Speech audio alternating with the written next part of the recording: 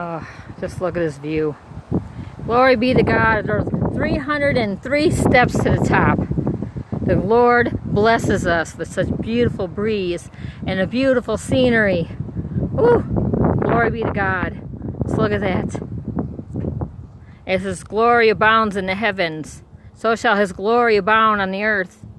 As He fills our mouth with His words to share to others. Look, there's a hawk way out there flying. Woo! You see it out there? Glory be to God.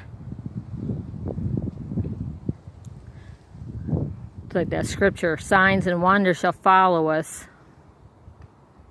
It may have felt like a long, steep walk up those 303 steps, just huffing and puffing and taking breaks. But you know what? I thank the dear Lord that He's with me as He calls me His friend. I can call Him my friend. You can call Him your friend. Glory be to God. Thank you, Jesus.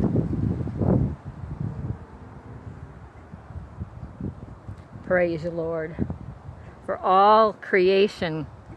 We praise you, Lord, for all of creation, for your sovereignty. Praise you, Lord Jesus.